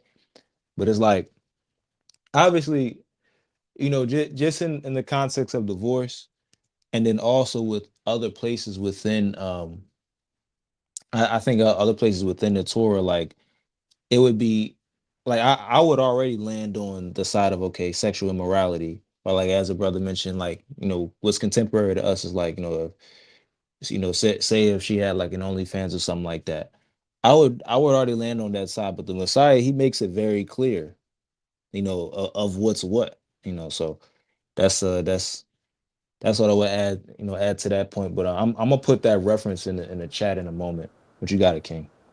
Khan, all praise to the Most High. So, Sister Wendy asks, would idolatry be included in being unclean? Like we see the brother Paul, he gives some great advice about the unbelieving, whoever's the unbelieving one could be sanctified by the believer, right? One thing about it is we are supposed to have this understanding, this grace. Most High had grace with us, Also, if someone is that down bad in idolatry, right? Eventually, this is going to eventually lead them to sexual immorality because they're already serving another God. So the laws that we have, that the Most High grounds us with, is not contained in the serving of other gods. They're opening up the spirit and to other pathways and allowing demons to come in and inhabit them. So most likely it'll lead to something like that, especially if this person is devout to the Most High. He gonna remove that person from him anyway. So it definitely wouldn't. Idolatry wouldn't be included. We would have to just have understanding and grace and try to get them back on the right path. But Aki, want to add anything to that? Yeah, I would I would agree with that. Like I think like it's nothing wrong with like separation, so to speak, because if you're living like within conditions that are just like not reasonable, and this person like every come is like a shrine to a random deity, and now they're trying to enforce it on the children and everything like that. House. Yeah, like like that. I mean, like that's understandable that you would separate in that circumstance. But as far as like a bill of divorce, um, that wouldn't be included in the uncleanness. However, as the brother said, if somebody is getting to that point, it's like, well, more than likely, and is very likely they're probably not gonna hold out covenant faithfulness, so to speak, as far as like being bound to their husband. Right. So they're probably gonna go beyond that, and then you would be free to give the bill of divorce. But you would just and it's unfortunate because like you really you would want them to repent and like just not be an idolater. But it's like if they're just that beyond and they're reprobate and just whatever spirit is on them, then like really I guess you would just have to wait for like whenever they went all the way. And then, well, I'm not surprised that happened. I'm Right. furnishing you your bill of divorcement. But I yield right there. Khan, the Water King. So what we're gonna do, we're gonna grab this next scripture that he pulled out, which was Matthew 5:31 and 32, because he tried to contrast Deuteronomy 24:1 with Matthew 5:31 and 32. Con, this book of Matthew, chapter 5, beginning at verse number 31. And share your screen up. Con.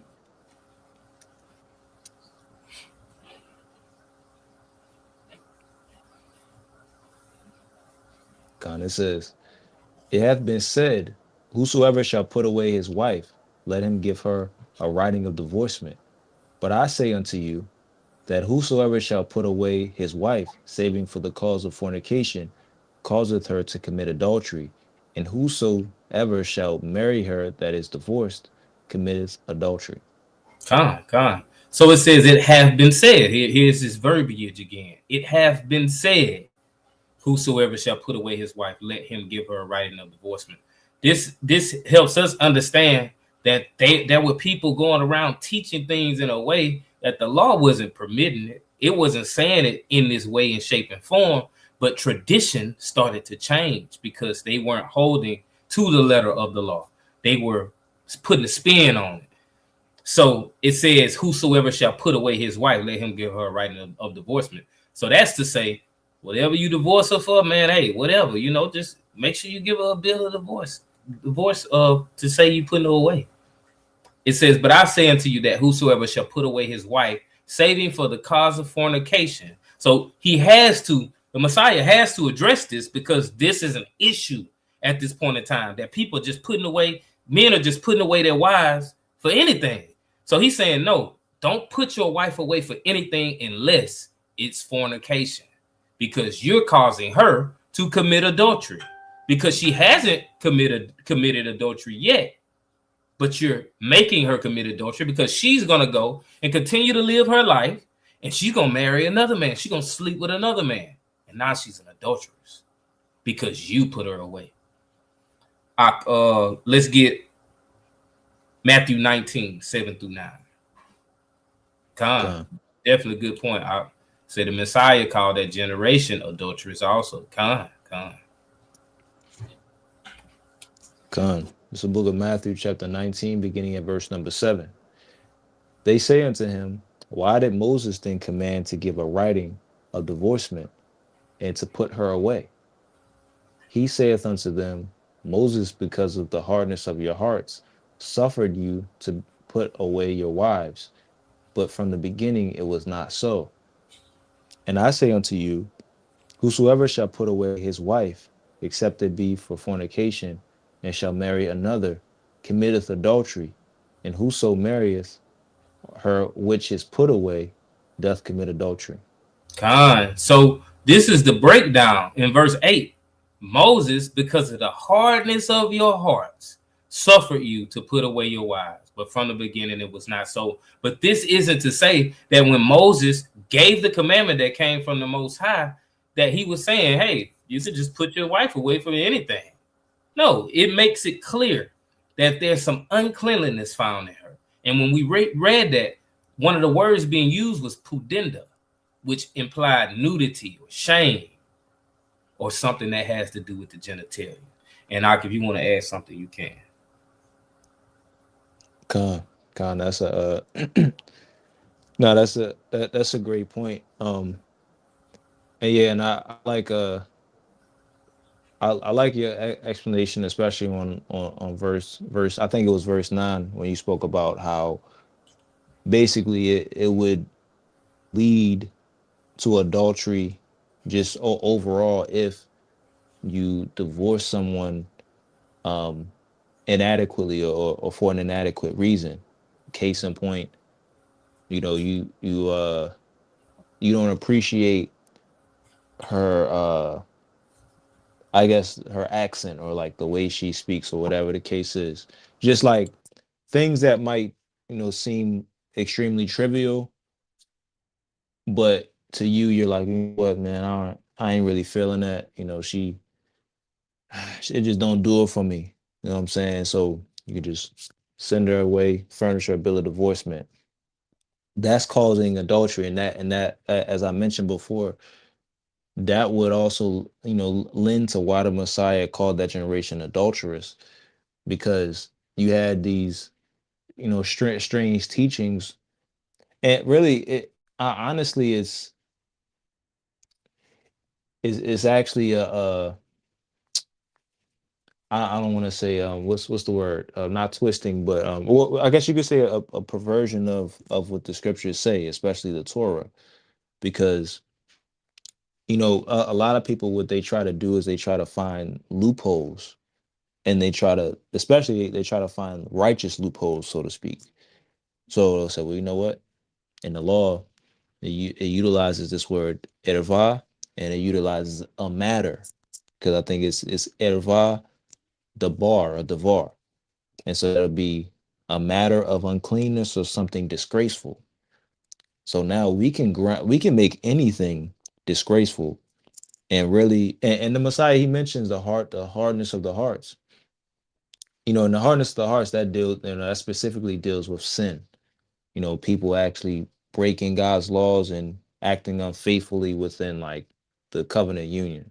But also people trying to find different ways to get rid of their wives, extending past that initial point, and even aside from that initial point, as far as the actual sins, because someone smelling a certain way, or someone talking a certain way, or someone just getting on your nerves, that's not specifically sin. So now people, because of their hardened hearts, they're now abusing what the law says and what the scriptures actually say, and they're enforcing it as if it's a commandment. And I wanted to make this point back in Matthew 5, when it said, if you wanted to put someone away, let them write them a bill of divorcement. When you look at that, because it said it has been said, that phrase is in the imperative. And in the Greek language, when something is in the imperative, it means it's a commandment. But again, if the Messiah is saying this has been said, this is something that's been, being spewed around and taught as if it's to be obeyed. But the Messiah, something he constantly had to do is he had to continue to correct a lot of the dogma that was being, enforced on the people. And even when you read within the Talmud, I believe it's Edovine 21b, it says that if you didn't adhere to what the sages say, then you were liable for the death penalty.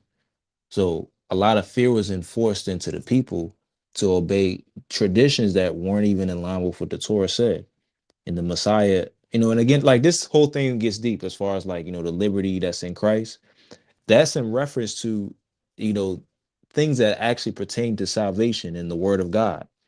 That's not now you have freedom to eat a pig. But like if you're not aware of these things, then you're gonna go the route of our brother that's from DC, coming up with these weak premises, but you got it, King. Like all praises, all praises. We got a little bit more left on that video. We're gonna play the rest of that. Let's look at the rest of what this brother has to say. So there we go. So the conclusion here is simple. If they follow the laws of Moses, they disobey Christ. Okay, he said the conclusion of this is simple. They follow the laws of Moses, they disobey Christ. Okay. And if they follow the laws of Christ, then they contradict the Israelite doctrine. If they follow the laws of Christ, they contradict the Israelite doctrine. All right. So that was all he had right there, y'all. Let's go back to that screen. Okay, so that can be displayed while we're dealing with this. So disobeying Christ equals Israelites or false. Obeying Christ equals Israelites or false. What? This guy. All right, so let's look at a couple of scriptures. So he said what he said, but what he's really saying is following the laws of God disobeys Christ. And when you look at it like that, this is how the Messiah or Jesus Christ or Hamashiach Yahushua gets turned into an idol. This is exactly how it happens, because they look at the laws of the Most High as the laws of Moses, as if it's laws of a man that's coming from the Most High. And they look at it as separate from something that the Messiah is commanding us, that he has his new, different, totally different commandments than what the Most High gave us. It's crazy. So following the laws of Christ in this sense means Christ taught something different from what the Most High told Moses to give Israel to govern them. But we finna look at why that's a complete and total lie. Give me John 7, verses 16 and 17. Turn the other phone off.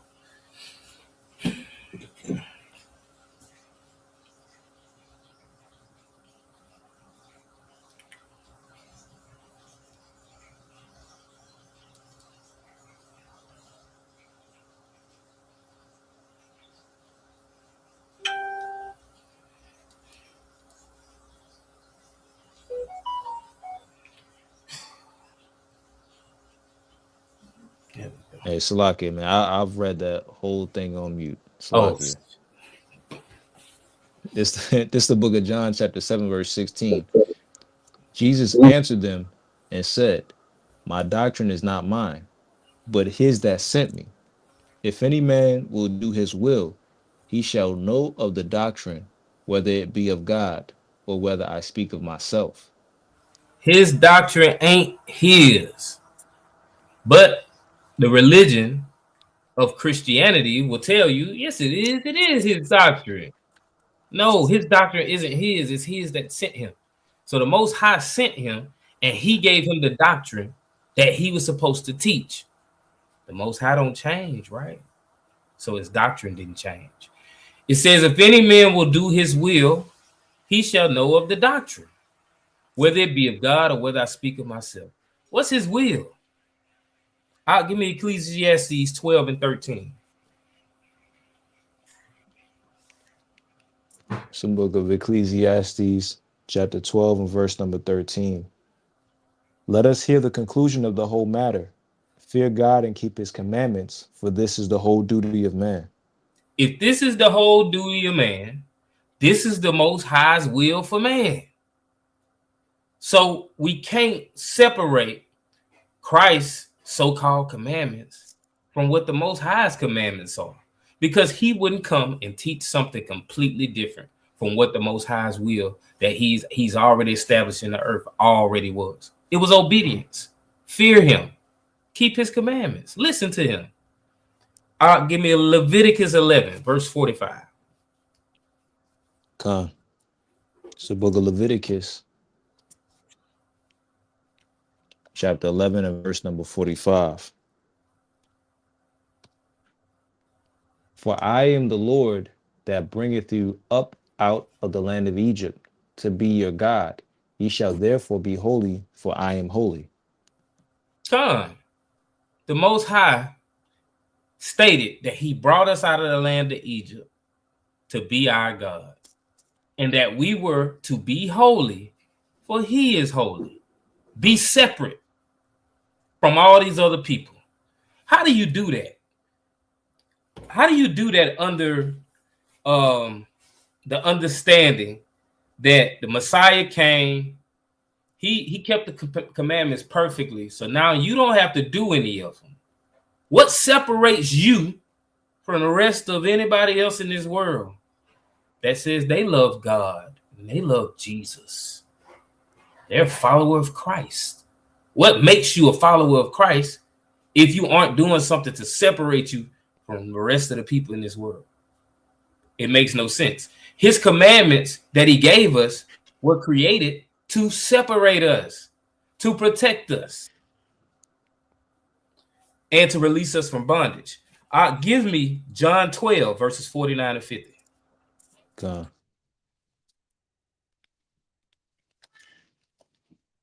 It's the book of John, chapter 12, beginning at verse number 49. For I have not spoken of myself, but the Father which sent me, he gave me a commandment what I should say and what I should speak. And I know that his commandment is life everlasting. Whatsoever I speak, therefore, even as the Father said unto me, so I speak. Right. Verse 49, he said, he has not spoken of himself, but the Father which sent him, he gave him a commandment, what I should say and what I should speak. So this commandment that he gave him is him reiterating commandments that were spoken to him in the same way that we see Moses. When Moses went to the Father on the mount, he told him what to go tell the people. He was a mediator. What do they call the Messiah? Jesus Christ. He's the mediator of the New Testament or the New Covenant. So he's telling us what the Father said. He ain't gonna tell us something completely different, right? If we know and understand, he said, hey, these commandments, when you be obedient to me, this is gonna make you holy. But now this is no longer relevant. This is null and void. It says, and I know that his commandment is life everlasting. Hold on. Where have we heard this before? All through the Torah, all through Deuteronomy, all through Leviticus. all through Exodus, all through Numbers, we see that when we listen to the Most High, we get everlasting life, point blank, period. And we also see this all through the Messiah's teachings. We went over some of that at the beginning of this lesson. So it says, whatsoever I speak, therefore, even as the Father said unto me, so I speak. So we got to understand what the Father spoke to him. We understand that he was the Messiah, that he was prophesied to magnify the law. We just got through looking at some scriptures where he magnified the law, where he made it clearer to be seen. So people couldn't take things, twist them to mean something else. This is the whole reason he came back. Folks didn't get the law. They didn't understand the law. They was twisting it, making new doctrines, and they were causing people to err. He had to come and straighten some things out. And he had to also atone for these sins that would lead to our eventual death, because that judicial system wasn't in place, but we still wouldn't be able to receive everlasting life. Give me John 14, 23, 24.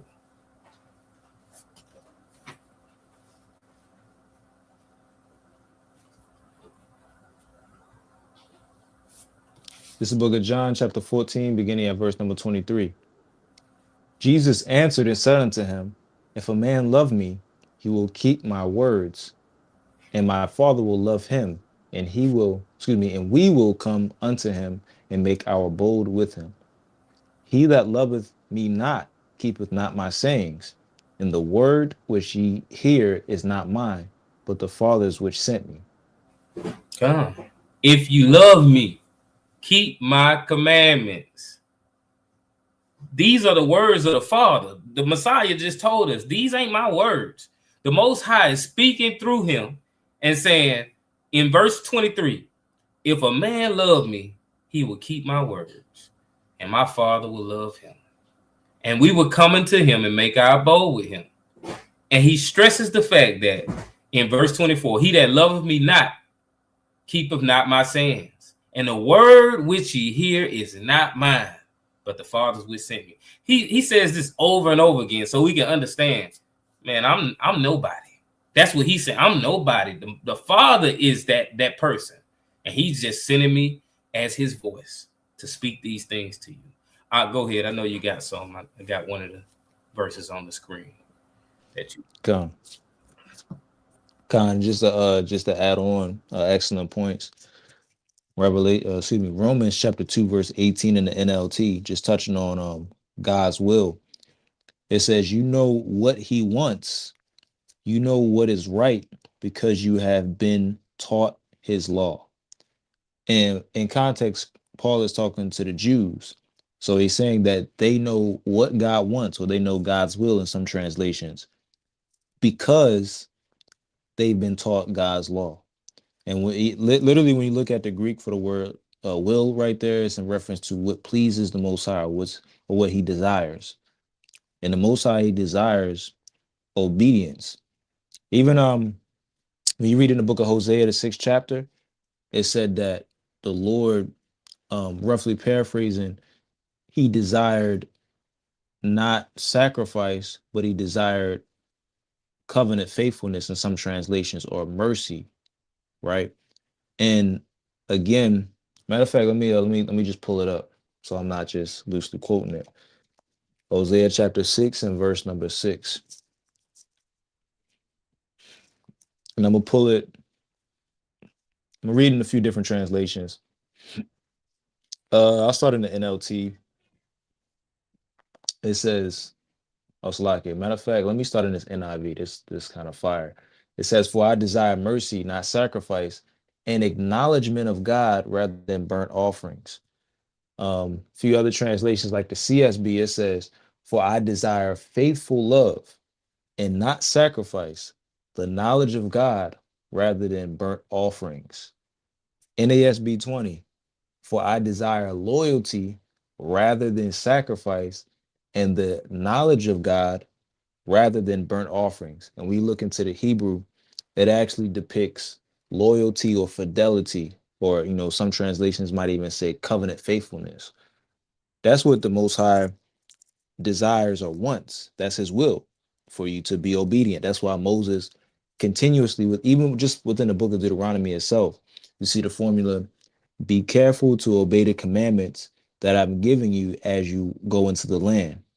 You keep seeing that because Moses is aware that the Most High wants them to be obedient. Like that, like that's really the whole Bible in a nutshell. Be obedient to God. That's what He desires.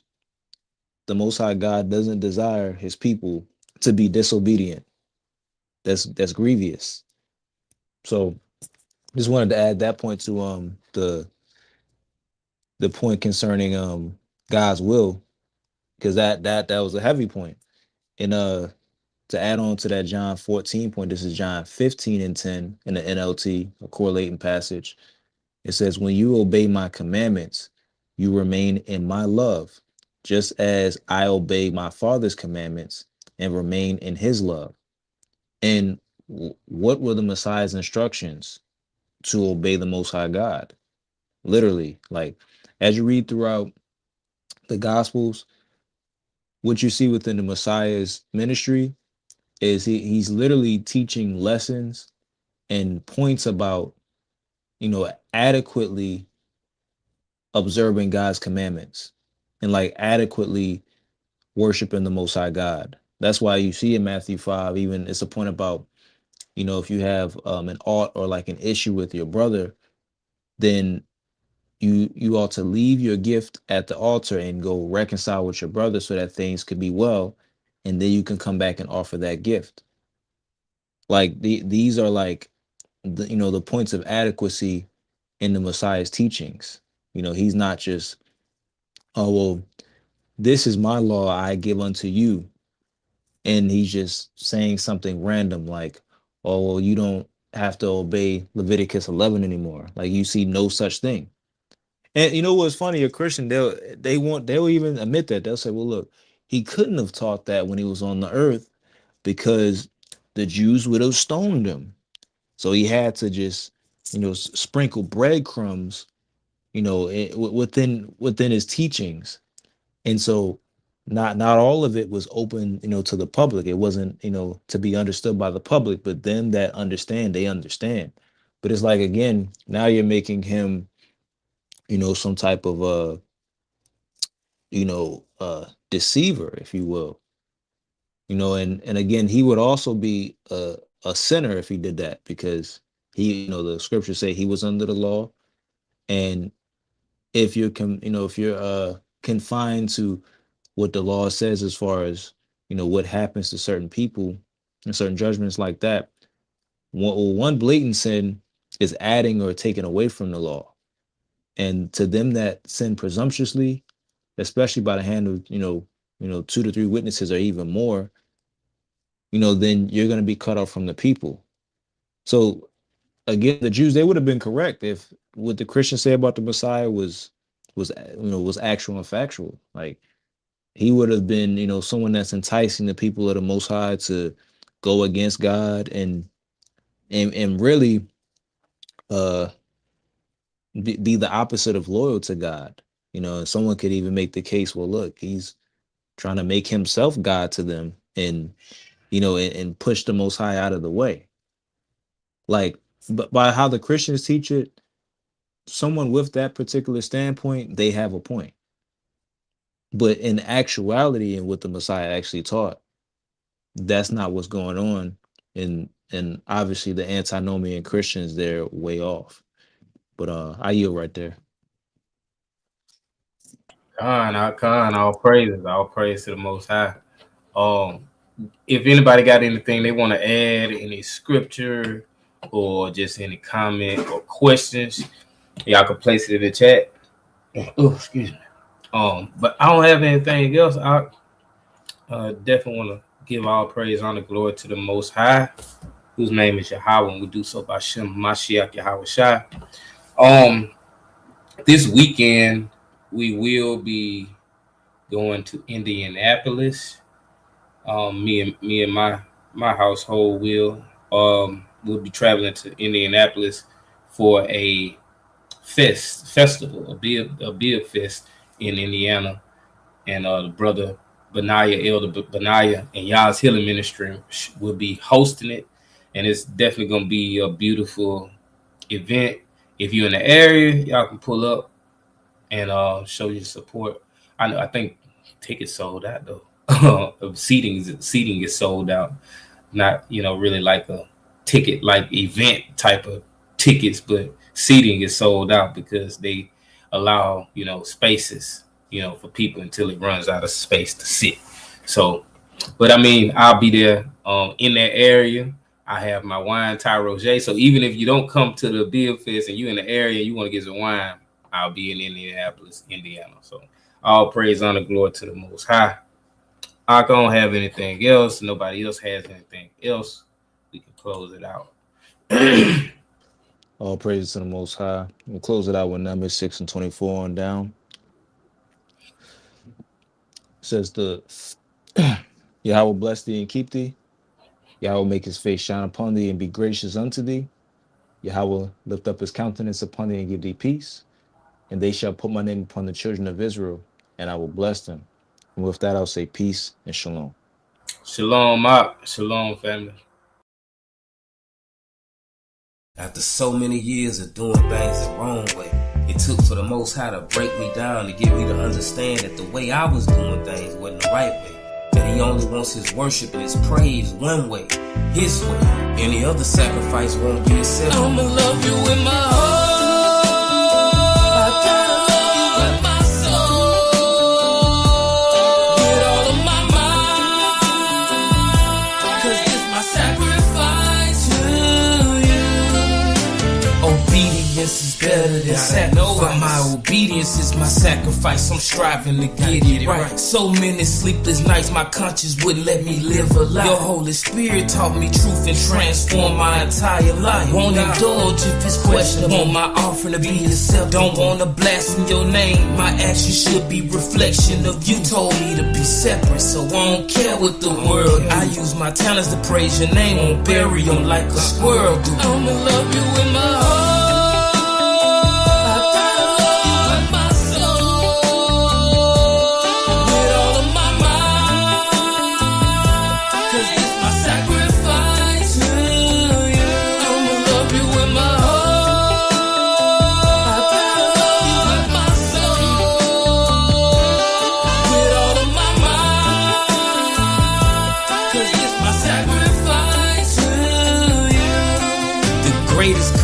Cause it encompasses all your commandments. Provision is balanced, your judgment just, dominions established. Protect me with your laws, help me see my flaws, distinguish right from wrong. I was broken to pieces, your guidance, that's what made me whole. I'm trying to save a soul, make your goodness known. Share my testimony, through grace you kept me strong. Your mercy alone kept me holding on. Even if it was by a string, you fed my life and I know it, and that's the reason I sing. Love you in my